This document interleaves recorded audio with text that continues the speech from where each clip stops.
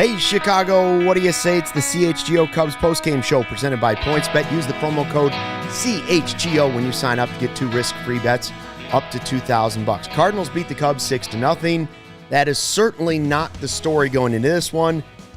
In the red corner with the red shirts, the black and white script, it's Cody Del Mendo and Luke Stuckmeyer. In the powder blues, Brendan Miller and Corey Friedman. Let's go. We all wore matching shirts, yes, by accident. Obviously, the big storyline was the trade deadline on Tuesday. We'd been building up to this since last offseason. When will they trade Contreras? When will they trade Happ? When will they trade all these relievers? It turns out they just traded the relievers. First of all, who's shocked? I'm shocked. Can't believe this is what we're talking about afterwards, but Happ and Contreras, apparently the market just was not there. Jed Hoyer says he just decided not to move them. Didn't get value. Yeah, I mean, I thought that the presser from Jed was, a lot of like team speak, general front office speak, but I think also pretty informative. We don't get anything on whether they're interested in an extension, but I think exactly as he said is probably the way it played out. And when you read the tea leaves from a lot of these insiders and national writers, it seemed like the offer they were looking for was not there or not close to there, and they weren't going to do it otherwise. Right. And I mean, the reaction on social media is literally it's lose-lose for Jed Hoyer no matter what today. You could be pissed that they didn't move him because Contreras is going to be a free agent at the end of the year. You can be happy that they kept him and perhaps maybe they'll get the extension done. We don't know. And if you're someone who wanted to move him, if you would have been pissed either way if they moved him and you didn't get the return that you thought they'd get. And I know I've said on this podcast a handful of times over the last 2 months saying, do not get up for the Contreras return. Yeah. And I mean, we don't know, but if Jed said that they didn't get the offers that they wanted, then there's no reason for me to not at least just be understanding of that to some sort. Because I do know I've sat here and I've complained about transparency from this front office literally since this network began. So, like, in a way, we can get the conspiracy theories out there if we want, and I understand them because this front office has been hard to read since Theo Epstein left. But I don't know, man. Like, I don't blame people who are convinced or not convinced, or at least optimistic that maybe they get an extension done. I mean, that's what people want. So I don't blame them for being hopeful for it. I don't know if it's going to happen. I don't know if it was the right move that they didn't move him. All I know is that at this point, on this day, I feel like the Cubs look better in 2023 than they would have if they traded him. So, again, a lot has to happen as far as a Contreras extension, but I fully understand why a lot of people could be pessimistic or upset. I totally understand it, but I don't know. For me, from my point of view, I'm cautiously optimistic. How's the pitch doctor feel about the returns that they did get? I was shocked they didn't trade Wilson, but taking a step back, I think the arms that they did get were pretty encouraging. You get Ben Brown, who's a big guy, 6'6". You get back Hayden Wisniewski, who's really intriguing, could be the starting pitching option for Scott Efros. And then you get back Saul Gonzalez, who 6'7", big guy, definitely has some potential, is in low A. So I feel good about that aspect, but just to go on Cody's point, I feel as if we have no option but to at least be convinced that an extension for Wilson is serious. Like between now and October, maybe not that's going to happen, but just at the fact that it is a possibility. Because in my mind, the value that's being offered in packages through trades has to outweigh a compensation B-round pick you would get from a qualifying offer. Now, we could be wrong. Maybe the trade packages were seriously that bad being offered, but that seems to be the logical explanation of why he was not dealt. So if that's the case, if you want to try to negotiate with Wilson from here on out before the offseason, and there's a possibility you can get him, I'm okay with that. And if you couple that extension with the arms that you got by trading these relievers and those big power arms, then this could be a successful trade deadline, although in the current moment, there is uncertainty with it. I don't know if I buy the whole that's what the market was. That might have been true today, especially after the Padres went for Soto, and then that was their probably secondary choice was to add Contreras or Happ or something like that. But they didn't trade either guy here. So I don't buy that the trade value wasn't there for either guy. And if you're talking about Contreras, then is the problem you held on to him too long? If the problem Maybe, really right. is that teams are worried about him catching their star pitchers, well, then you waited too long to trade him. If that what was you're your gonna do. intention, yeah. Because now the Cubs, in my opinion, are in a situation where they have to sign Willson Contreras, which I was okay with in the beginning. Like, I'm fine. That would have been my preference. Sign Happ, sign Contreras.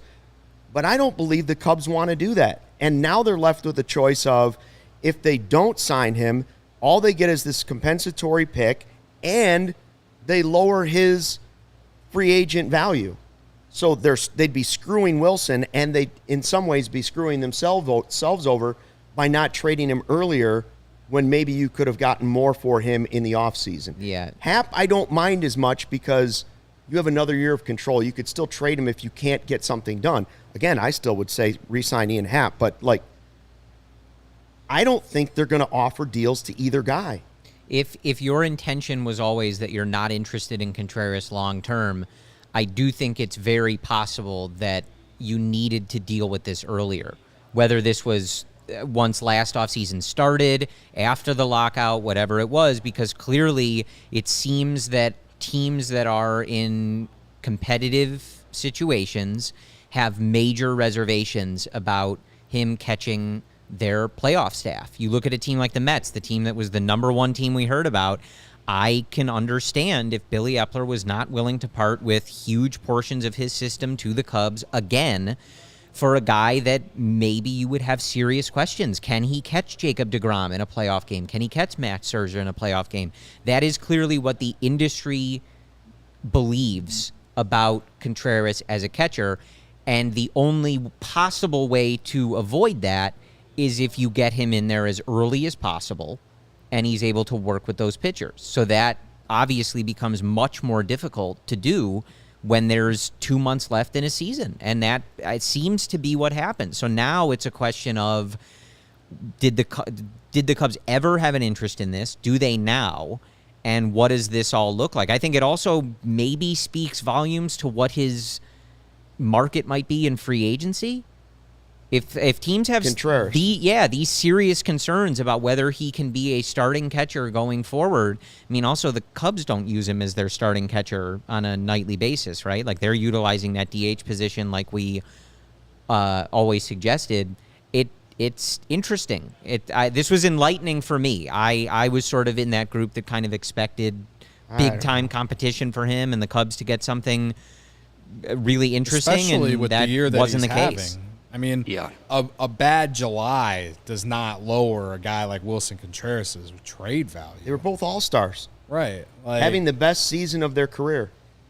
Both guys. I totally get it if you think maybe that Jed held, misplayed his hand or whatever. I kind of think it as well. I don't want to believe it because he did so well at the trades last year. He's done well. He's done well at the trades he even did this year. I think we're all very high. I know Brennan's pretty high on the guy they got for Efros. The other two guys as well. I think, and the draft. We were all pretty happy with the draft. So I don't know. It's just It doesn't make sense, right? Yeah, it doesn't make sense. And that was my first reaction too. And I was, listening to you guys getting fired from my job because I was playing hooky from a Zoom meeting. So thank you guys for doing that to me. But that was my first reaction: was how do we rationalize this? Because if the alternative is he goes to free agency and they don't extend him, in my mind, even the worst package is less valuable than that draft pick compensation. So I'm only left to think either Jed messed us up, which seems unlikely because he's so experienced in this market, or two, there is a genuine belief that they can progress negotiations for an extension. And if that's the case, and I understand the process, but it's so unsettling right now, and I wish we knew more about it. And we'll never know. That's the thing, right? Whether or not he's extended or not, we will never know what went down. And that's kind of annoying, but that's our reality. Joey, do we have the sound from Jed Hoyer tonight at the early part of the game, which was, by the way, first of all, telling that even Marquis realized that Jed Hoyer talking about not trading guys was more important than actually talking about the first inning of the Cubs-Cardinals game. That's where the franchise is at right now. That's where the fan base is at. So I believe the first soundbite we're going to hear is Jed Hoyer talking about why they did not trade Willson Contreras. Jed, what were the things you were weighing when deciding to trade Willson Contreras or not, and what ultimately were the reasons that you kept him in a Cub uniform? Yeah. Obviously, he's in the last year of his contract, and there were teams that, were interested. And, like last year, I think we were willing to listen if someone, so gave us a piece that could really help our future, and, we never crossed that threshold. And, Willson is a really valuable player. He's been a great Cub for, I guess, 6 years now. And, we never got to that place where we felt comfortable making a deal to end his tenure here. Okay, so that's just what we've been talking about. Now, the other side of this story is we've gone through this song and dance now for an entire season, specifically the last couple weeks, where you've had Contreras being asked every day, crying, Happ getting emotional. Happ was on the radio even, just a couple hours before the trade deadline talking about not wanting to be traded. We've seen the emotional hugs, the waves to the fans, the meeting with the fans to say thank you, even away from the ballpark, individual fans. So Jed Hoyer was asked about the emotional toll that now that you haven't traded specifically Willson Contreras, can you feel for him, like what he's had, the roller coaster that you've basically put him on the last couple weeks? Hey, Jed, on the human side, how much do you worry about just kind of the emotional toll this took on Willson? It was a week ago he was saying goodbye to fans, and he kind of had to go through this limbo this week. What can you do from your side in the wake of kind of what he went through this last week?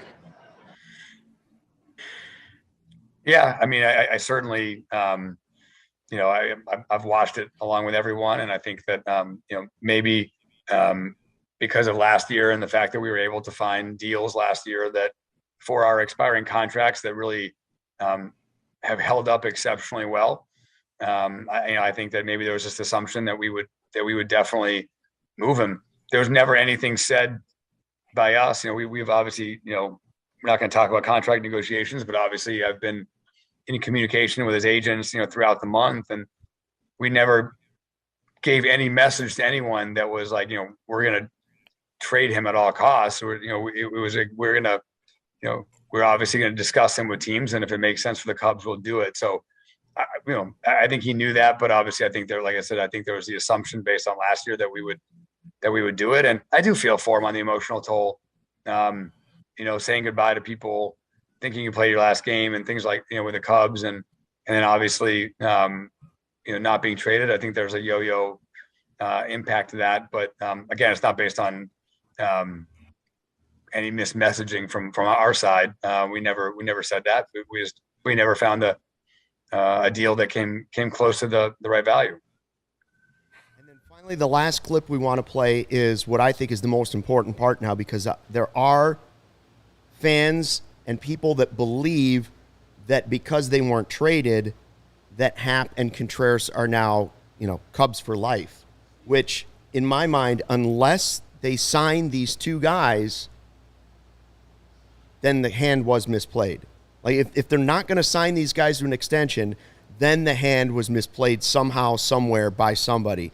So this is finally he was asked, Jed Hoyer, about the possibility of signing Willson Contreras to an extension.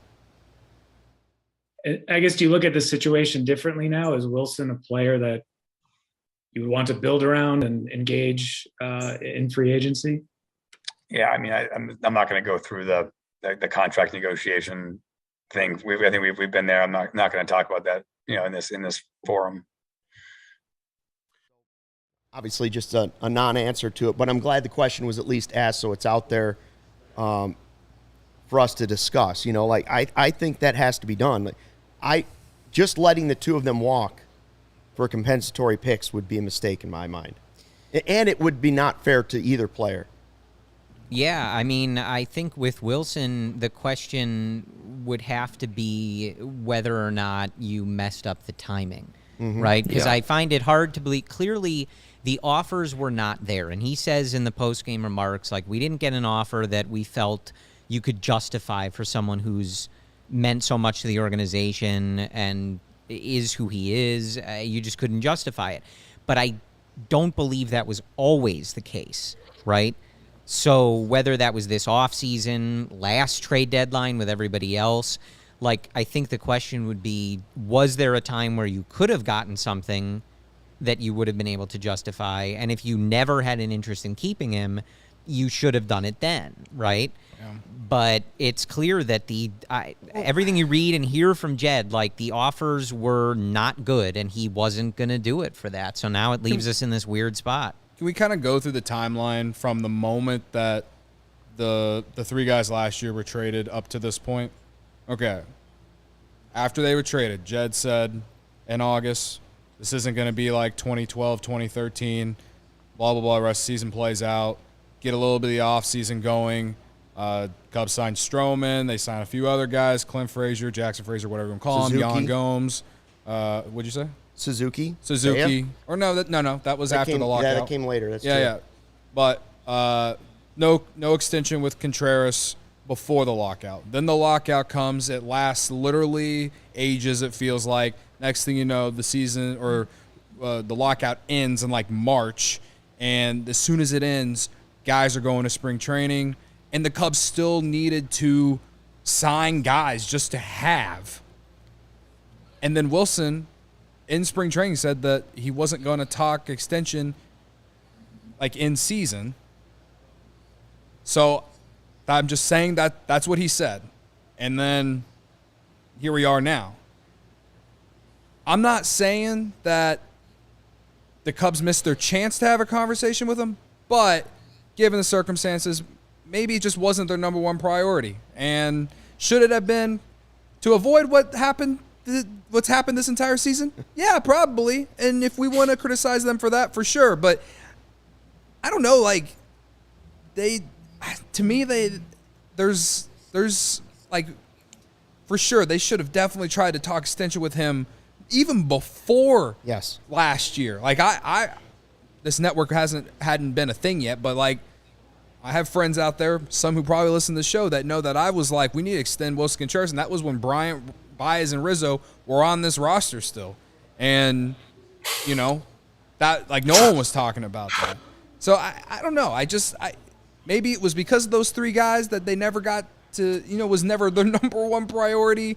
There's a lot of what to really think. And I'm just really confused and lost on it. And now we have to sit through a few months of, wondering what are they going to do. It'd be cool if they would actually talk extension now, considering the season is over and, they're 20 games under, nothing else matters. If they get an extension done if they were able to do it before the end of the season, at least it would make some sense. It would be able to give some of us some sort of idea of what they were doing.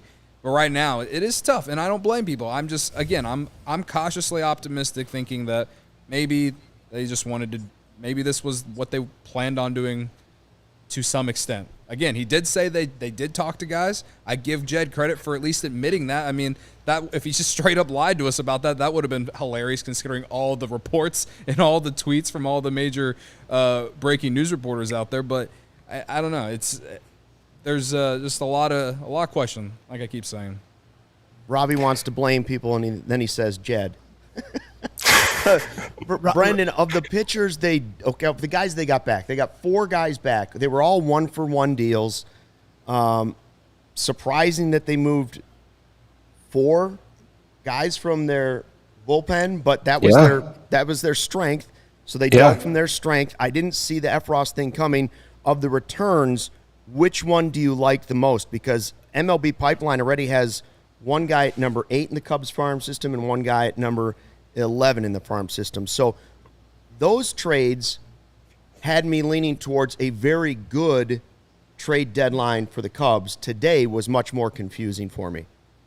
Yeah, I mean, I think of all the guys they acquired, Wisniewski probably has the fastest timeline, and the stuff automatically jumps out at you. If you look at Ben Brown, it's a really tall guy, 6'6", has a very steep release point, and that causes this perhaps unique slider trajectory. But if you look at Wisniewski, it's kind of the opposite. He has this release point that's a little bit more 3/4, a little bit more extended. And the pitching ninja, Rob Friedman, put out a video showing this frisbee-looking slider that Wisniewski throws that had 20 plus inches of horizontal break. If you look at other guys who have similar breaking action on their breaking pitches, those guys include like Sonny Gray, those 95th plus percentile guys. So in my mind, I'm seeing this pitcher who is talking about how he has confidence in his slider. He has a cutter, he has a changeup, he has 2 fastball, he has 5 pitch types, and one of his breaking pitches already appears to be unique in both release point and in movement. Of course, I'm going to get excited about it. And in this year in AAA, he has good numbers. His strikeout per 9 is 8 batters per game. His walk rate's under 3 batters per 9 innings. And his ERA is around 3.5. So you can see automatically, like giving up Scott Efros and having that several years worth of team control is uncomfortable, but you can see automatically within the next like 2 weeks to a month, maybe sooner, who knows, we could be seeing a legitimate starting pitching option get innings this season. And within that same cost controllable timeline that Efros had, contribute out of the rotation with multiple pitch types. And I like Efros. He was very successful, and this is not to dig whatsoever, but there is a level of uncertainty with relievers who don't get whiffs. And with Efros, he generated so much weak contact, but his whiff rate was below league average. So as a reliever, from my point of view, I always want guys that miss bats because that limits the blue pits. It limits like the Luis Gonzalez, Mariano Rivera blue pits to win the World Series. You want to limit that potential. And Efros was one of those guys who made a living off of weak contact. So I understand that point of view of trying to mitigate the risk. And I think by getting Wisniewski, who's almost major league ready, it makes a lot of sense. I'm pretty excited about it. I do like that the guys, which is what Cody been asking for all along, was guys that are closer to the major league level. Last year they got a really good return, but all the guys were very, very young. This time around, the guys are closer to the majors. Maybe they're not the quality of prospect as the younger guys, but they're closer to the major league level. They're closer to being at Wrigley Field. I think that was one of the things that, we can parse through a lot of Jed's words, and I'm sure a lot of people hated how he handled part of it. They maybe liked how he handled part of it, but one thing that I think he said that is true, and as he's been working on for quite some time, is that the system is in a very healthy place. They have loaded up doing all of this work going back to the Yu Darvish trade. These guys keep graduating levels. They have added a lot of tools, a lot of good athletes, a lot of real promise to this system. How soon that translates to success at Wrigley Field, whether they trade some of those guys for major league talent, we'll see. But their goal when they started this process, whether we all liked it or not, was to improve the system, to create a potential future pipeline like some of these other teams have, to where they don't have to spend money all the time on free agents or supplemental players. When they're in those win windows, they just call them up. And I think if you're looking back at that, I think he's done a really good job of creating exactly that. They did trade 4 relievers that nobody really knew a whole lot about. I mean, Robertson you knew about and Givens, but they traded relievers that aren't like big name relievers, and they got 4 prospects back. That part I appreciate. I don't know if I buy a lot of the stuff that happened today necessarily. I think there's some disbelief, and I think there's a possibility that hands were overplayed or the market was misread.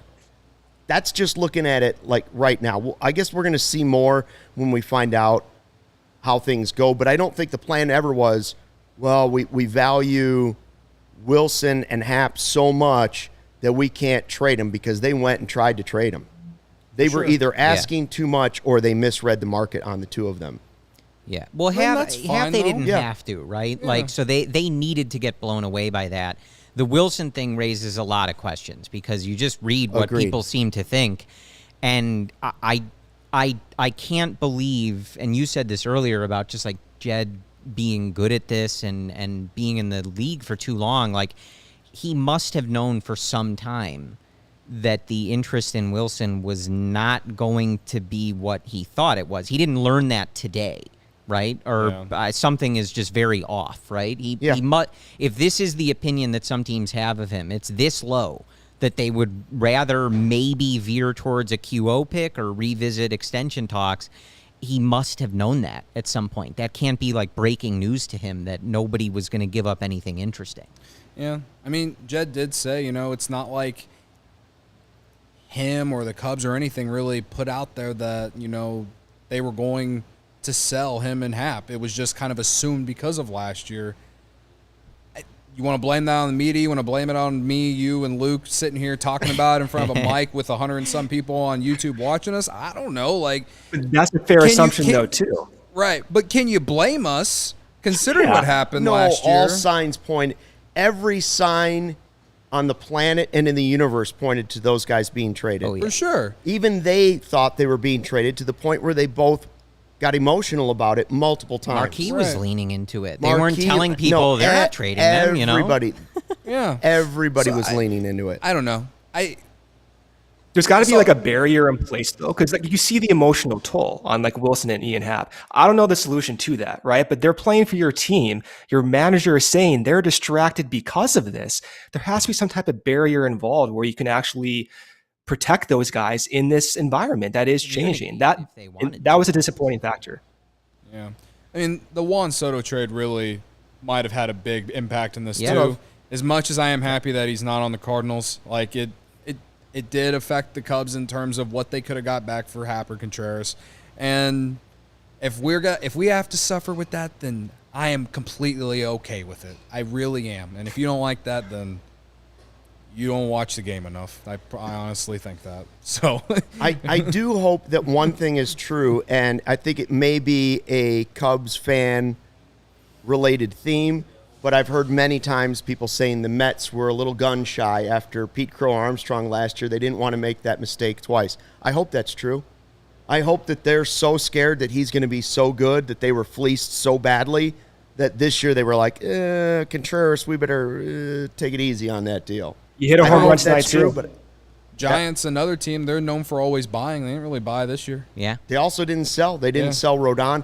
I think it's strange that you've added extra playoff teams and really only the rich got richer and the poor got slightly poorer, but the middle teams all just kind of hung around. The White Sox, Giants, a lot of those teams just kind of did meh kind of moves or did nothing. It was like which wasn't the idea. It was the big giant teams like the Padres and the Dodgers or whoever, that did things. The Mariners, a few days ago, they did them big moves. And then all these middling like wild card teams, they were just kind of like, we're just going to do a little bit. We're going to try and be the Braves of 2021 and see what happens. But yeah. Brendan, we're going to do a line switch here like hockey because Ryan Herrera is trying to eventually join after he gets clubhouse interviews, I'm guessing, from Willson Contreras, Ian Happ, David Ross.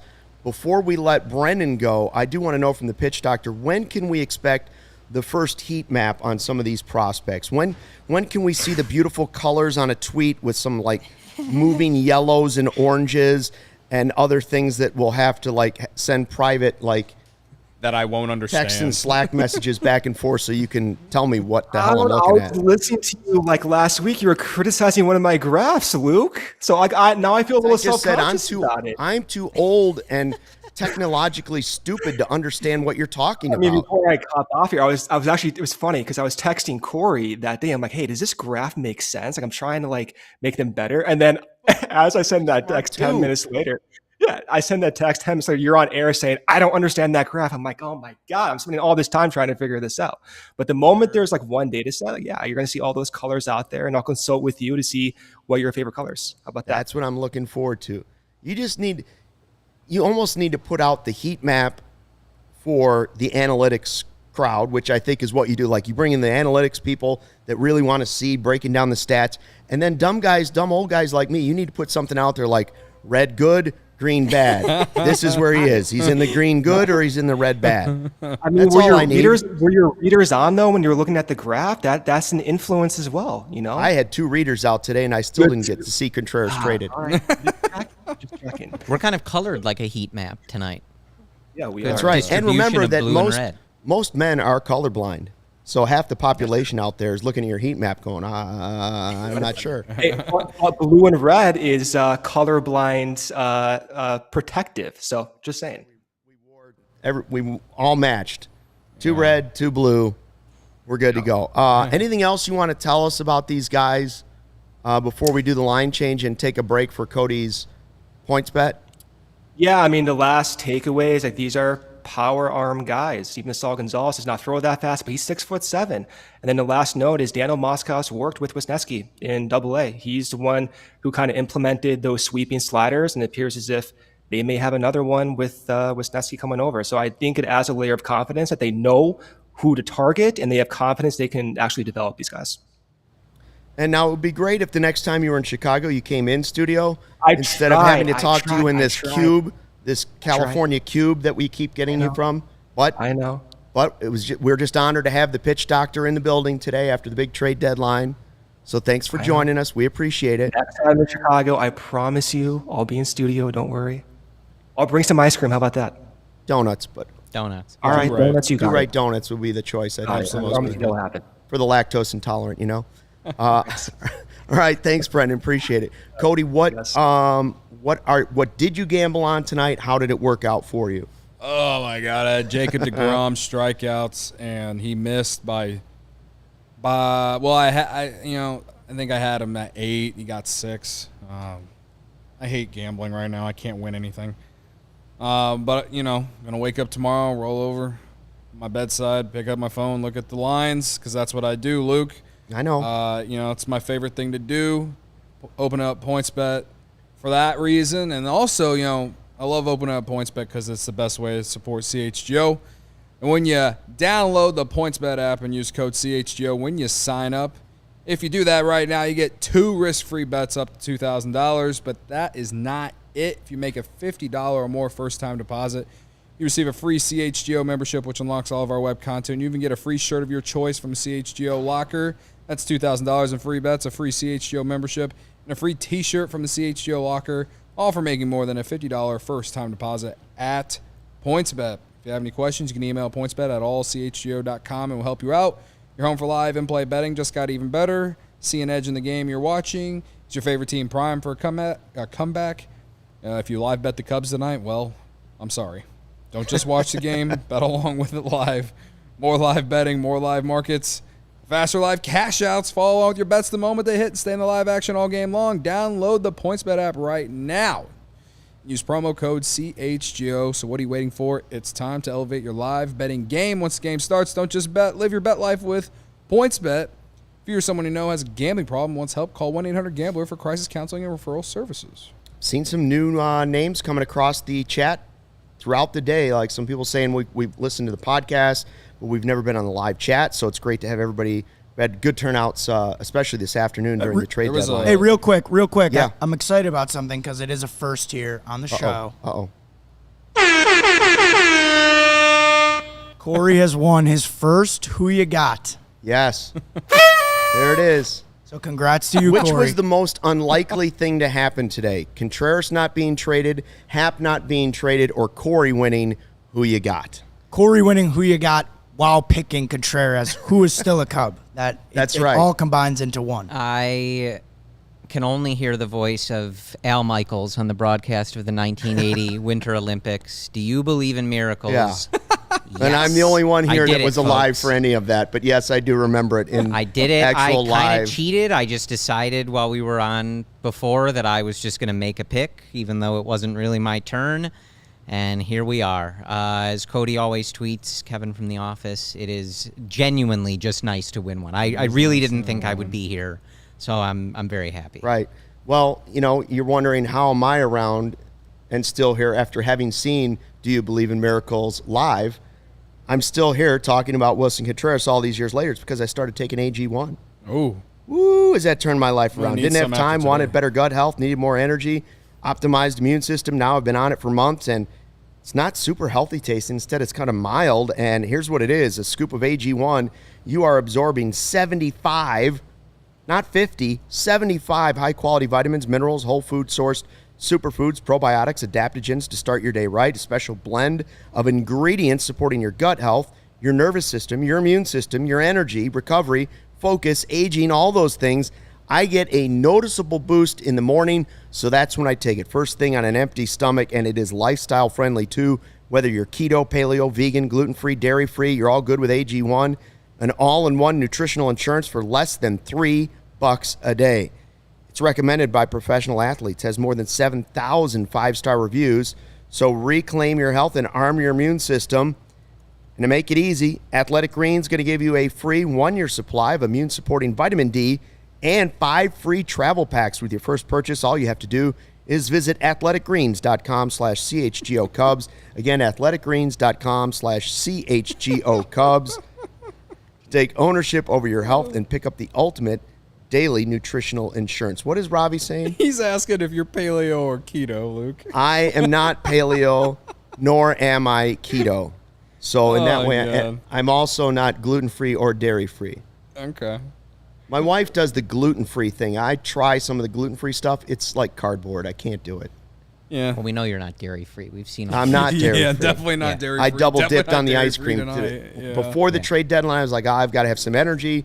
I went to the cookie dough that I had here from the ice cream social. It's still hanging around. How about that from David? Extend Corey. Extend Corey, yeah. I would love to play for the Chicago Cubs organization for the next decade. We can just extend you for CHGO. That too. Stan, hell of a transition, Grandpa Stuckey. Well, that's what I'm here for. Stuckey's a professional. Just The We pro got- of pros. We got 102 watching right now. 27 likes, though. Come on, guys. Trying to hit 50 by the end of this. Yeah, that would be podcast. nice. So the Cubs didn't make the big deal, but as we wait for Ryan Herrera, obviously the monster deal of the whole thing was Juan Soto getting traded to the Padres. Like the Padres ad, maybe it did impact finally the Cubs because the Padres were a team that at least had poked around for Contreras and Happ, never did it, especially not after they did the added Juan Soto and Hader. At that point, who was left to trade to the Cubs? So you knew it wasn't going to be the Padres at some point. They get a 23-year-old, a 21-year-old, Hasselwood, that basically 3 former number 1 picks, and then they get guys that are major league ready as well. Like they got a haul back for him, but it still doesn't change the fact that the Nationals are tearing down great players faster than the Cubs are.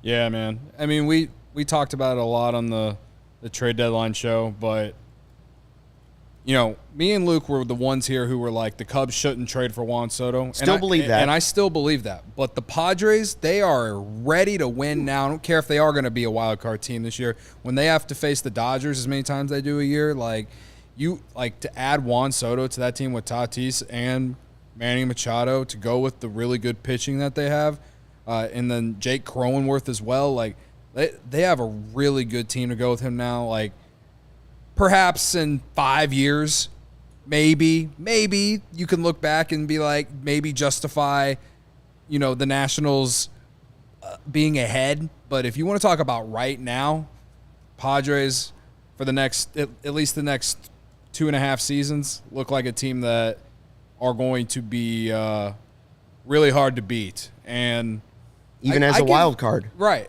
And I give their front office all the credit because I'm someone who loves watching teams go all in because you know what?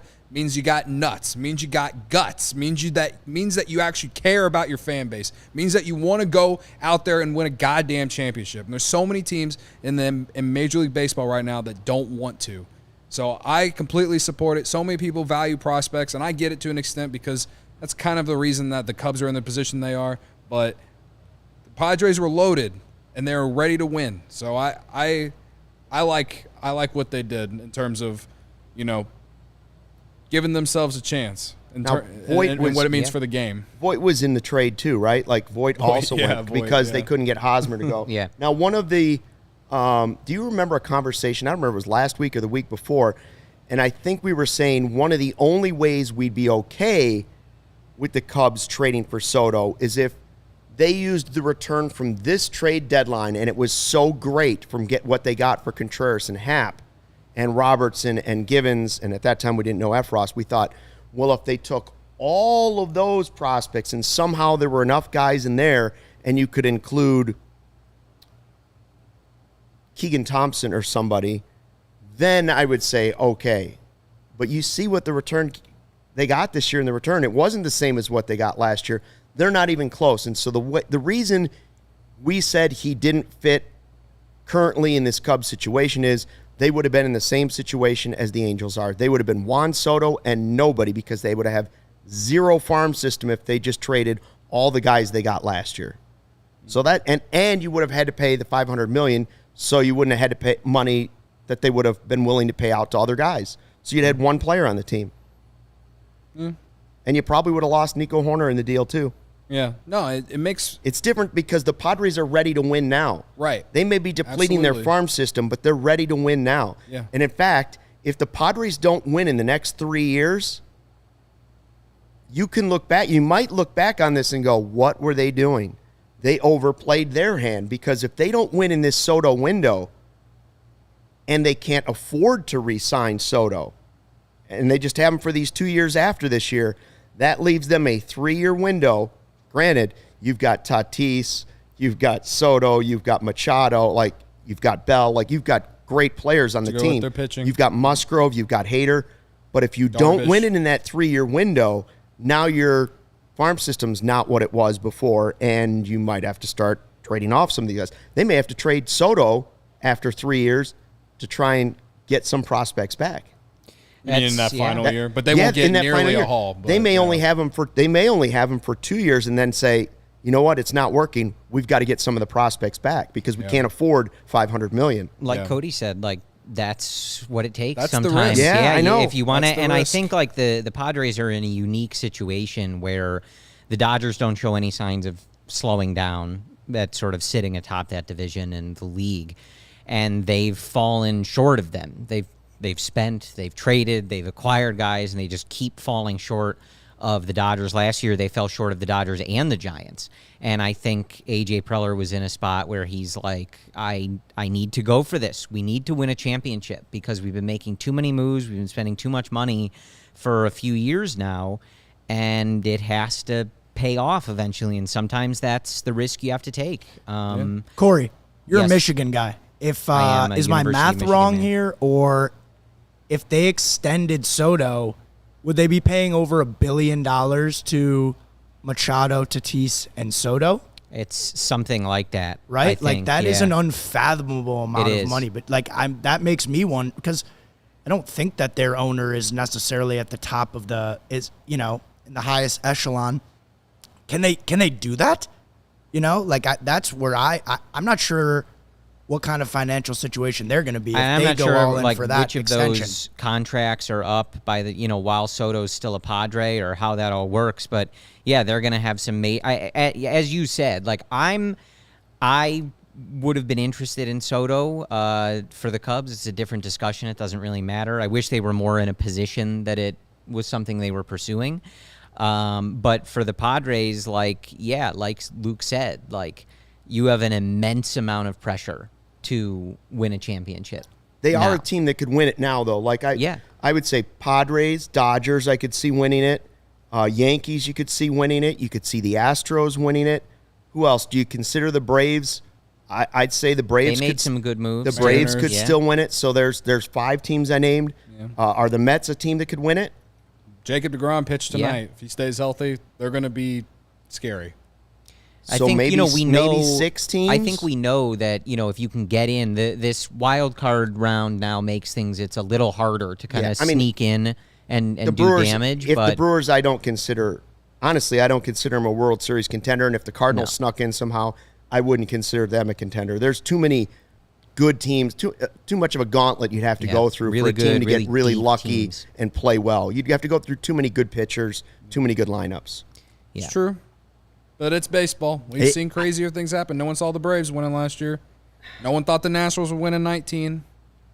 I think any team can win. Yeah, people. So maybe that's why if the right team gets That's hot, why the Padres are but going all in right now, even though they're going to be a wild Well, that's why card the team. middle teams are just hanging around. This deadline, we did too. see some of the teams And the that fact were that already the really expanded good get there. playoffs. I think expanded playoffs are a big reason why, a lot of these middling teams really didn't do much because, they feel like they'll at least be in it in the last week of the year no matter what. So in a way, it's on MLB's fault for doing that. Not that I'm against it. I mean, I'm kind of okay with it. Whatever. I just think it's fascinating that a team that's 12 games out of first place went all in, and as Nick G says, the Padres' odds for winning the World Series went from 22-1 to 8-1, and they're 12 games out of first place. Yeah. And by the way, the team ahead of them continued to add as well. Right. Yeah. It's not like the Dodgers are going away. Right.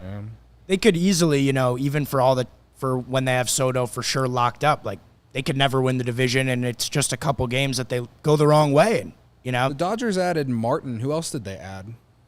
Joey Gallo, right? Oh yeah, but that's kind of like who knows what's going to happen with that? Maybe he gets revitalized. Knowing the Dodgers and how they fix guys like they Max added an Muncy outfielder, and stuff too. like that, like Yeah. they'll. I wouldn't be surprised if he at least plays a little bit better because I read some. Anyone see the Q&A with Gallo and some reporter in New York? Apparently, he's like afraid to walk the streets in New York, like actually afraid to. So that's something. But Gallo he's got a strong career of showing that he's at least hits a lot of homers. So we'll see. Either way, you got Mookie Betts, Freddie Freeman, that pitching staff that they have. Bellinger's heated up recently. That they're still really good, whether they made a big giant move this deadline or not. So, they're scary. See Wilson saying a lot of weight off my shoulders, and I will say, while you did win, who you got? We mentioned I did have Ian Happ, and he did make a great catch at a wall, taking away a home run. Yeah. So before we just go giving it away to Corey, Joey, let's just remember my guy took away a run.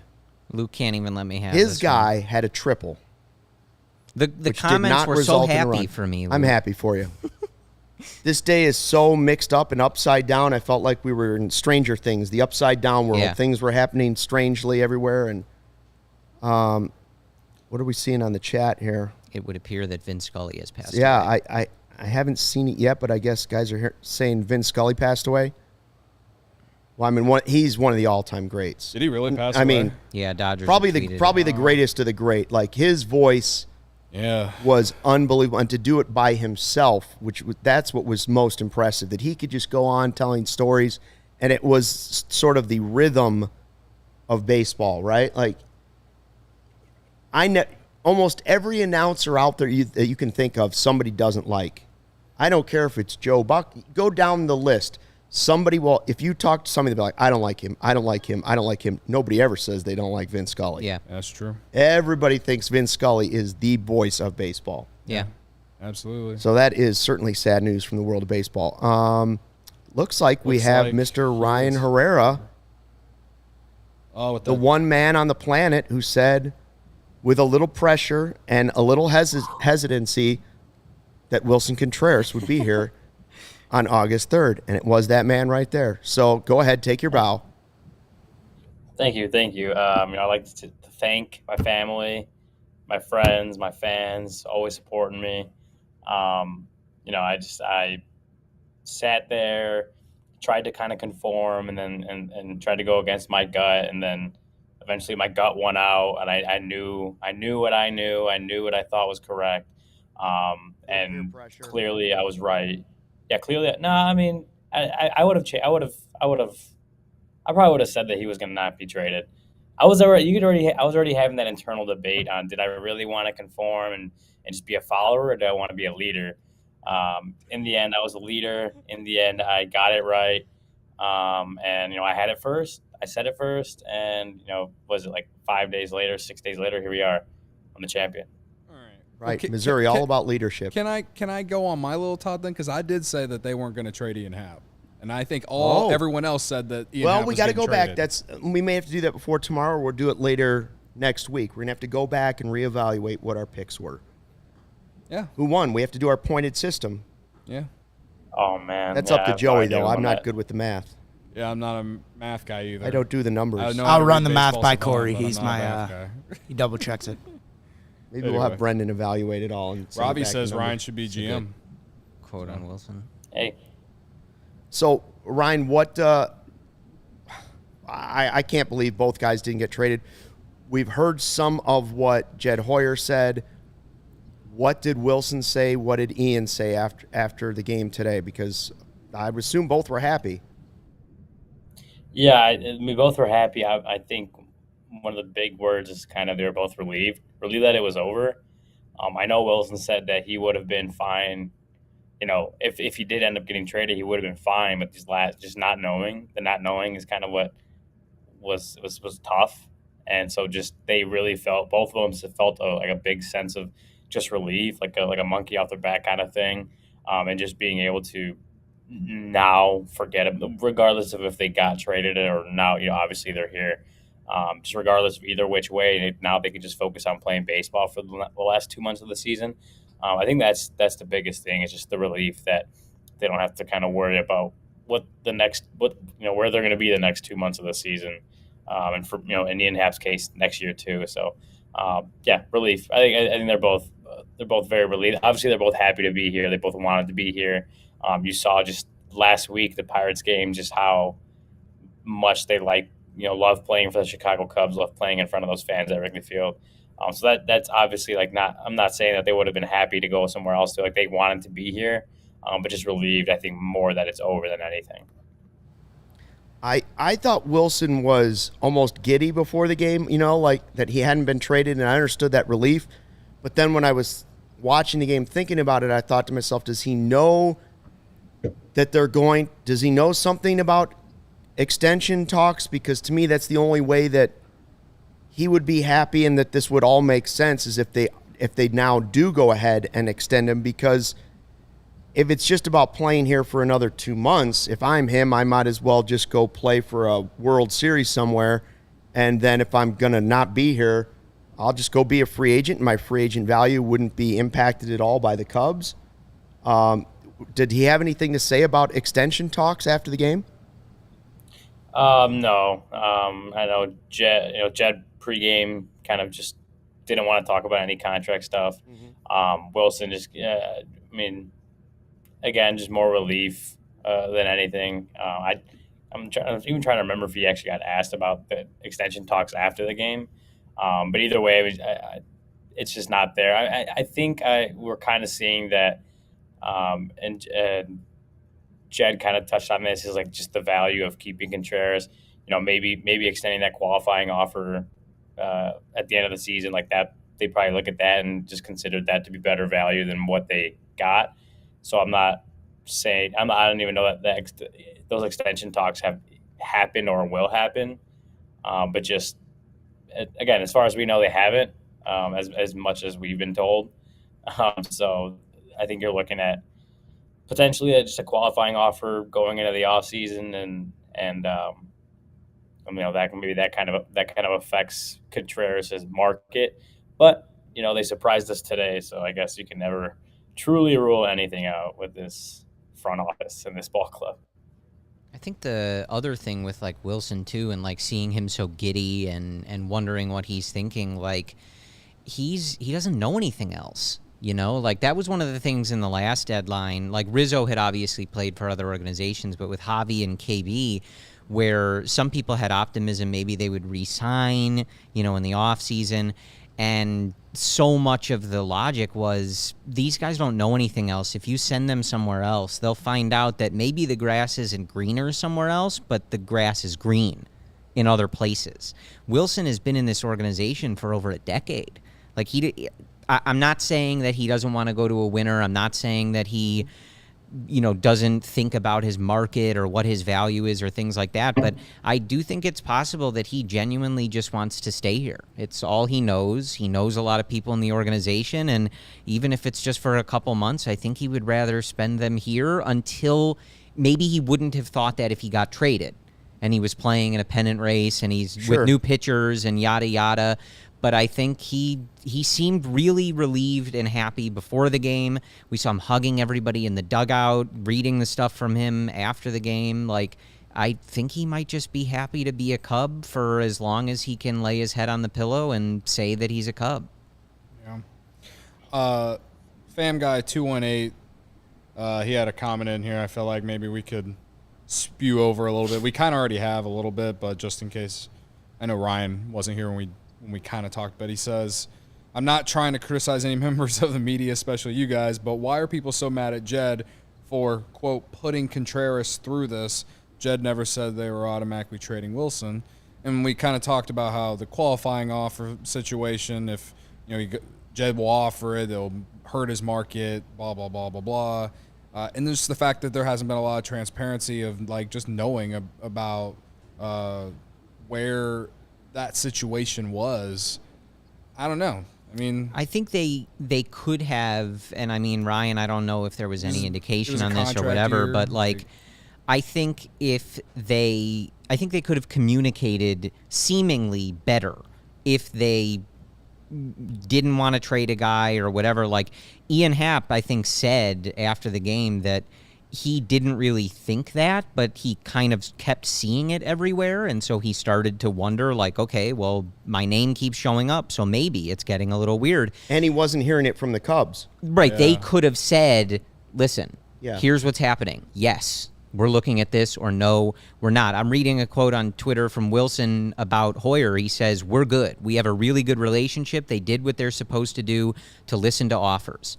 Like I've said before, this is a business. It's not about feeling, it's a business. So I think he gets it. Maybe they could have communicated better, but it doesn't mean he's not going to be sad. And it doesn't mean that you're not kind of putting a guy through a little bit of an emotional ringer. Whether there's a better way to go about that, right. I'm not sure.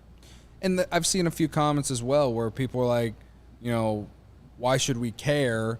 Considering Contreras is making like $10 million from the Cubs, these are multi-million-dollar players. It's like, well, they're human, you know? Yeah, he's a person I get it. with emotions. When we love these guys. Like, that's part of the point of all of this, I think. And I'm glad that Jed addressed that in the presser, saying, you know, that, you know, he feels like how it all went down and everything. Hopefully he learns from it. I don't know. Like, I think one thing that I think Jed Hoyer has showed all of us since the moment he took over for Theo Epstein is that he does not hold one player above the other. He is down the middle for every single one of them.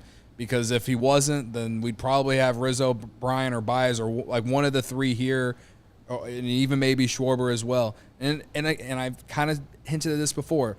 On one hand, the way he does things is a con, and on the other hand, it's a pro, because sometimes we've seen it out throughout the history of the game, the amount of teams that overpay for a player or do this or that. And right now, in hindsight, it doesn't look like it doesn't look bad on him that he traded Bryant, Baez, and Rizzo. No. Rizzo has 26 bombs, with the short porch in New York, and with that lineup, of course, he's playing better there. Okay, that doesn't surprise me. But Bryant can't stay healthy this year, and this is coming from the biggest Chris Bryant stand one of the biggest Chris Bryant stands. And Javi Baez is having one of the worst years of his career on a really bad team. Schwarber, there's a lot of you can say that was right now you can say that wasn't a great move, but I don't know. Like, I think what Jed has done at this point since taking over for Theo Epstein, there was a lot of really hard decisions he had to make. And at this point, I feel like there's just like any other GM, there's some things you can criticize and there's some things you can at least be acceptable of.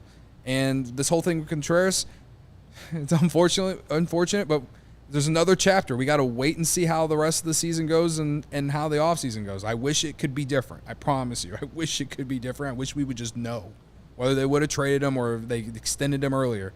But here we are, and this is what we have to deal with. Yeah, it's an interesting place that the Cubs are at. I just don't know where they go. I think they have to offer these deals to these two guys for it to make sense. Maybe not as much Happ. You could ride that out for, another full calendar year and see where you're at that point. But for Contreras, I just don't see how it makes sense. I don't know how bad the return could have been that it wouldn't equal at least a compensatory pick. That's what I understand. So now I would say, as I said in the beginning of the season, I'd prefer they just re-sign Willson Contreras. Hopefully that number can be, if that would ever happen, would be something very reasonable for both. I just don't think that's happening. I just think he's going to... Well, and if you have gotten to the point where they genuinely believe the offers they received today, which is the impression I got when he spoke with the media, Ryan, like were worse than the compensatory pick you get for the QO, then if you don't intend on keeping him and the value that his bat brings, even if it was as a DH for a lot of the time going forward, you've kind of committed the same sin that Theo admitted he did the last time, right? That would inherently mean that you kept Willson too long, past the point that you valued him or the league valued him, which is something that Theo admitted he had gotten wrong last time. So if that's the case, if the offers really were that bad and you don't want him for the bat because the bat is very valuable, what do we make of that? That's something Jed said a couple months ago about kind of what went down last year, and just saying that he kind of felt like they held on to some of those guys too long and they didn't build the things behind them. They didn't make the moves that maybe needed to be made a year, 2 years, however many years beforehand. That was one of the lessons that he learned. So when you look at this and the not trading Willson, you kind of think is like, okay, he talked about this 2 months ago, not wanting to hold on to some guys too long when it doesn't make sense. So that kind of brings me to wonder, kind of in the same vein, is like, what really were the offers out there? Was it really he looked at it and it's like the value is better in a qualifying offer than like that compensatory pick from the qualifying offer than whatever the Mets or whoever was offering? That just kind of makes me think, because it just with that quote of him acknowledging that they held on to some guys too long, and then 2 months later this happens. It doesn't always it doesn't really fit together in my mind. So I'm curious to see what exactly the value of return was, and then it feels like it must have just really not been what the Cubs envisioned it being when they got to this point. When you look at, you wonder, like, there was talk when people were wondering if they would extend him, and discussions about that first started, would he want more than Realmuto, right? Would he want the bigger, the biggest contract for a catcher and to be that guy? If he was not at the deadline worth the QO pick or something like that, that's not going to happen on the open market. If we can read anything into today for a potential free agency, that isn't going to happen. So does that affect how Jed looks at things? He obviously declined to say today, but we'll see. I don't know. It's going to be fun to watch it all play out in a way. Did I talk about Owen yet? You have not talked about Owen. We should probably talk about Owen. I feel like that's what I'm going to need tomorrow after a long day at the office here. Yeah, we've been here at the office, hanging out, talking baseball. Owen, which stands for Only What You Need. It's a 100% plant-based protein shake that gives you nutrition that works as hard as you do. All their products are free of artificial ingredients, allergen-friendly, no gluten, no dairy, easily digestible. First heard about it when I found out that Bears quarterback Justin Fields follows a plant-based diet. He's in on Owen as well. Owen and CHGO have now partnered up to give you an awesome offer, 20% off your first purchase at liveowen.com. That's LIVEOWYN.com with the code CHGO20. Join me and Justin Fields. Try Owen, only what you need. So now only what you need is a few more answers from the Cubs, figure out what's going on, a clear path of what is going to happen. You know, we thought we were going to have a lot of answers tonight. You know, we said if they trade Happ, you'll know the rebuild is going to be much longer. Okay, in reality, they didn't trade Happ, and I'm not sure if that's been answered or not. I think we have more questions. I actually have more answers, questions yeah. tonight because they didn't trade the two guys because apparently the market wasn't what they thought it was going to be. I have more questions about the current roster more than the future because we've seen it a little bit in the comments, like they're going to have to make some adjustments to this 40-man. I mean, they got to get Weneski up here soon because he's Rule 5 eligible, right? He's got to pitch. Yeah, and like when are we going to DFA Simmons? When are we going to DFA? That's the real thing. You know, like you didn't move those. You didn't DR's gone, but Simmons is still here. Yeah. You didn't free up some of those roster spots, and we do still need to get. Right. We sort of just assumed that would happen, and so some of these young guys would just slot in. You didn't free up those position spots. We still need to do this. So tick-tock on some of these guys. Some have been fun. Some we don't like so much and are ready to see out of here as quickly as possible. But either way, like, we need to kind of call it a day, I think, with some of these guys getting so much playing time. I'm not a Rafael Ortega slander guy because he has been, for what we thought when he originally came to this team, he's overall been probably better than we expected. I mean, he really struggled in July. Got a hit tonight, but I mean, who knows what we'll see the rest of the season. But I do think there's value there. But considering the young guys and considering his age, like, sometimes you just got to do what you got to do. So I wouldn't be upset. You know, if they were unable to move Rafael Ortega at the trade deadline with, you know, how good he basically been this year, then you might as well DFA him as well. I'd rather see Crook or Jackson Frazier. You know what I mean? Like, that's what the rest of the season is for. Like, the last 2 months of the season mean something because, like, I mean, so in some weird way, there were things from the second half of last year that led to the Cubs now. I mean, Jed Hoyer even said himself, Scott Efros came up in the second half of last year and impressed. Yep. And it led to him having a huge role on this team this year, and it landed the Cubs a starting pitcher and a guy who's a top 10, is in the top 10 of their pipeline right now. So it's like, valuable time. Right. There are still things, wins and losses don't matter, but there are still things to play for in terms of who are guys are going to be on next year's team. You got to play McKinstry too, right? Like, yeah. But Bodie's still around. You've got McKinstry. You've got corner outfielders that you're now going to play because Happ is still here. Madrigal's just been added back to the mix. There's so many guys. Chat's pumped about that. So many guys. And I just don't know how they're going to figure out how to play them all. So in the present, I have more questions about how they're going to get at bats for guys the rest of the season. But keeping in Happ does give me optimism for 2023. At the moment, it's one less productive position you have to fill, right? Which is what sort of, you would have been selling high, but you didn't. And, that's one outfielder that you don't have to deal with now. And the pitching has come along, too. So there are things to be excited about. And I know this season has been a massive disappointment, but there are things to look forward to, things to get excited about. Ryan, anything that really – go ahead. I was going to say, would you believe me if I told you the Cubs were about to have a second roster crunch in one season, in this type of season? Right. I know. Like, I get roster crunches on the Dodgers right now. Yeah. Well, you have a roster crunch on a team that's doing the push to 63. Now, Cody is a little bit excited about the fact that the push to 63 wins to avoid 100 losses seems more within reach because Contreras and Happ are still on the roster.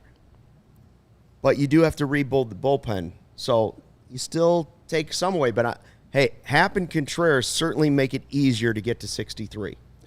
Yeah, man. I just don't want a 100-loss season, man. We don't deserve 99's okay. I'll take 99, but triple digits, no. Schedule's light.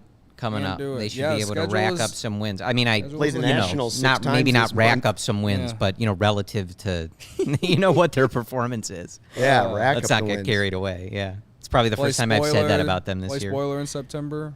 I don't know. This is what I do, man. I just try to find reasons to be optimistic. I think it was Niran on Twitter before the end of the game suggested why not play try Happ at first base to open up one of those corner outfield spots. I don't know. Maybe that's something Ian Happ would consider.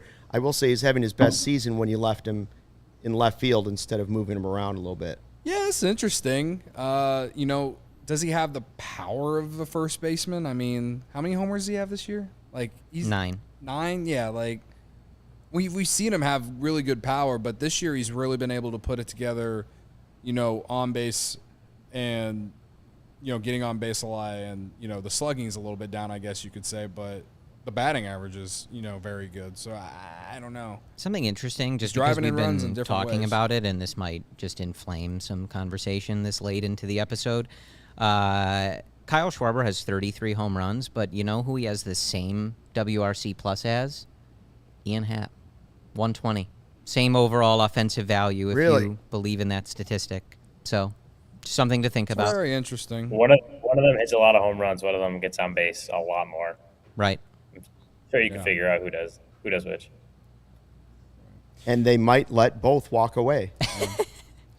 Steven, We got to wait longer for that yeah. on Happ, but we'll They see. might let both walk away. Steven asks, what is David Ross good at as a manager? Are we really going to start questioning him? I don't know how many times we have to answer it, man. Like, I feel like it's a question every night when you got a lot of roster people like don't this. like him. Like, I don't know what it's going to take to get people to just wait at least another year. This situation that he's been given is awful. Yeah, I It's don't. awful. Whatever you think It's as about bad him. as his Dancing with the Stars routine. Yeah. Didn't he come in second? I don't know. He finished pretty high It was in that, bad. I It was think. embarrassing. I mean, I will say this. Yeah, there's a few times, like there's some times in the lineup I'm like, play Nelson Velasquez more. I would like to see Nelson Velasquez more. But again, they have, you got to play Happ and Suzuki. And, is Velasquez a good center fielder? I don't know. They let him do it in San Francisco. So, maybe he is. But I've never heard them project him as a center fielder. But they could also DH him. But they've been DHing Contreras for so long. So that's a thing. I don't think you know. can make a call on Ross in a season like this, and especially with everything going on. I don't care about Dave personally. It's just like we'll evaluate that at a different point. I just think blaming the manager is lazy. It really is. This is a roster problem, not a David Ross problem. It's super lazy in my opinion. This has been fun. We did an hour and a half during the trade deadline. Now we've done over an hour. Joey's giving me the old rap. I think he's got a tea time in the morning. We could go on for like 3 more hours. We're at an hour 15. We don't have a hard out, but I'm almost looking done at 3 this. I hours. think Cody could talk for another 4 hours if we don't close I it could down. sit here and talk about this freaking team. We got to. We'll do a super chat and then we go because David Elliott did a super chat for $4.99. First, a late thanks for the live stream last Sunday. I'm so glad CHGO is here. Successful. Need more crossover with San Ranto. Thank you. Oh yeah, I was on the San Reno Thanks show. for the super chat. Yeah, thanks. And the nice words. Yeah, I appreciate that. It's always nice to read the nice comments. A lot of negative ones today. And I appreciate those too because at least you're here and you're venting, and I get that. As long as you feel something. Yeah, feel something. Spin zone for the entire night and the Cubs losing 6-0. Yadier Molina is batting 192 since he blocked me on Instagram. There, Good you to got see. that. Got that going for you, which is certainly nice. And we will be back Pat here Hughes tomorrow. on the broadcast. I was listening. He said, I think Yadier Molina will probably be a first ballot Hall of Famer. I'd vote for him. And I just thought, oh my God, I wonder if Corey or Cody heard that. Pat has never done anything wrong in Did his you life. see the so. Did I'm you just see glad I the didn't hear double it. play that Nico turned? I didn't think there was any way there was a double play. Yachty was running Oh, he's so slow. slowly. He's so slow. We need Yachty versus Herb in the street now. He was running slower to first base than Tony La Russa's eyelids blink when he's in the dugout in the first inning. How about we'll that? Leave it at that. Whatever you think about David Ross, at least he's not falling asleep in the dugout. Yeah. So Yeah. that's a step in the right direction. I think we can start criticizing David Ross when you actually go into a year with actual real expectations. Yeah. And in 2020, he did pretty good with what the roster he had. They won the division. Herb would win. Whether it was the pandemic year or not, they still won the division. And then last year, the writing was on the wall. Like everyone said, they're going to trade everyone. And then they did. Like, the situation he has been in is like, it's very hard to judge. I think what the manager is supposed to do is get guys up to play for them and play for the team and manage a bullpen really well. And considering the roster situation, yeah, he hasn't been perfect, but I also think he's been okay.